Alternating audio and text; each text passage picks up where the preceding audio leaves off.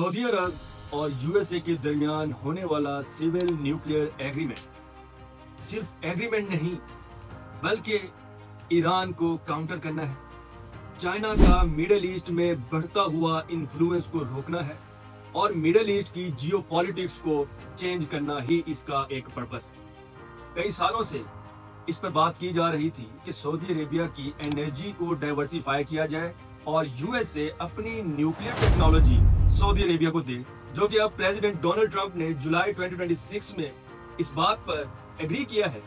कि America Saudi Arabia को अपनी न्यूक्लियर टेक्नोलॉजी देगा, यूएसए में न्यूक्लियर एनर्जी प्लांट्स लगाएगा, यूएसए के साइंटिस्ट और इंजीनियर्स को ट्रेन करेगा और अपनी न्यूक्लियर जो टेक्नोलॉजी है वो सऊदी अरेबिया को देगा, ताकि सऊदी अरेबिया ऑयल से अपनी डिपेंडेंस खत्म करके अपनी एनर्जी को डाइवर्सिफाई करे और न्यूक्लियर एनर्जी बनाए और अपनी सऊदी अरब की डोमेस्टिक एनर्जी नीड्स को पूरा करे। मगर ये बात इतनी सिंपल नहीं है, इतनी आसान भी नहीं है कि इतनी आसानी से आप किसी को न्यूक्लियर एनर्जी दे दे। ये वही अमेरिका है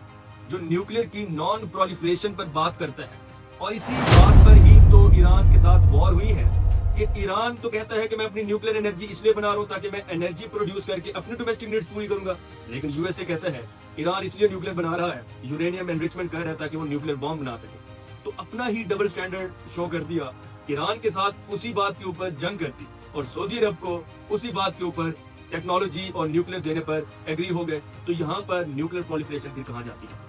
बात यह है कि अब होगा क्या। चाइना मिडिल ईस्ट में डिप्लोमेटिक आउटरीच उसकी बढ़ चुकी थी, पूरे गल्फ के साथ चाइना के बहुत अच्छे ताल्लुकात थे, चाइना का मिडिल ईस्ट में एक बहुत अच्छा इन्फ्लुएंस था। दूसरी तरफ ईरान के पास न्यूक्लियर कैपेबिलिटीज और न्यूक्लियर एनर्जी होने के बावजूद, बॉम्ब्स मिसाइल्स होने के बावजूद, सऊदी अरेबिया ने सोचा कि मेरी सॉवरेनिटी को थ्रेट है, मिडिल ईस्ट में मुझे हेजमनी होनी चाहिए, मेरे पास डोमिनेंस होनी चाहिए, हेजमनी होनी चाहिए, मेरे पास पावर होनी चाहिए। तो फिर यूएसए ने सपोर्ट कर दिया सऊदी अरेबिया को। अब इस सपोर्ट से होगा क्या कि यूएसए और सऊदी अरेबिया का अलायंस स्ट्रेंथन हो जाएगा, रशिया और चाइना की मिडिल ईस्ट में इन्फ्लुएंस कम हो जाएगी और इनके बढ़ते हुए अलायंस से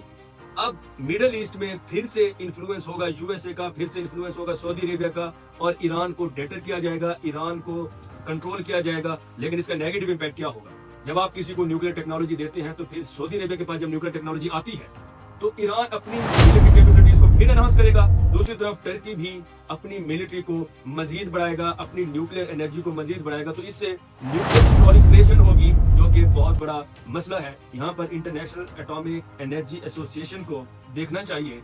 कि यहाँ पर न्यूक्लियर प्रोलिफरेशन हो रही है और हर स्टेट का क्योंकि एक अपना इंटरेस्ट होता है और रिलेशनशिप क्योंकि सिचुएशनल होता है, तो वही यूएसए जो न्यूक्लियर प्रोलिफरेशन के ऊपर ईरान से जंग कर रहा है, वही यूएसए अब सऊदी अरेबिया को न्यूक्लियर डील के ऊपर एग्री कर गया और अपनी न्यूक्लियर टेक्नोलॉजी देगा। सऊदी अरेबिया में न्यूक्लियर प्लांट्स लगेंगे, यूरेनियम दी जाएगी और वहां पर सऊदी अरेबिया को एनर्जी के ऊपर डाइवर्सिफाई किया जाएगा ताकि सऊदी अरेबिया का विजन 2030 स्ट्रांग हो और वो ऑयल से न्यूक्लियर एनर्जी की तरफ आए। और इससे फायदा क्या होगा? कार्बन इमिशंस कम होंगी, तो क्लाइमेट चेंज जो कि यूएसए का इंटरेस्ट भी है, ज्वाइंट जो इंटरेस्ट है पूरी दुनिया का कि कार्बन इमिशंस कम होनी चाहिए, वो भी कम होंगी, एनर्जी डाइवर्सिफिकेशन भी होगी। मगर जियोपॉलिटिक्स के लेंस से अगर हम देखें तो ये सिर्फ एनर्जी का एग्रीमेंट नहीं बल्कि ईरान चाइना को काउंटर करना है, रशिया का इन्फ्लुएंस इस रीजन में कम करना है और सऊदी अरेबिया को एलाय बनाना है, उसको स्ट्रेंथन करना है ताकि ब्रिक्स का जो मेंबर है सऊदी अरेबिया, वो यूएसए के ब्लॉक में जाकर यूएसए के साथ उसकी रिलेशनशिप, उसकी ये जो एलाय है ये स्ट्रेंथन हो, ताकि इस मिडिल ईस्ट में जो रिलायबल पार्टनर है यूएसए का वो सऊदी अरेबिया बने और सऊदी अरेबिया चाइना को छोड़कर, रशिया को छोड़कर, ब्रिक्स को छोड़कर यूएसए की तरफ जाए ताकि इस रीजन में मिडिल ईस्ट में यूएसए की इन्वॉल्वमेंट है।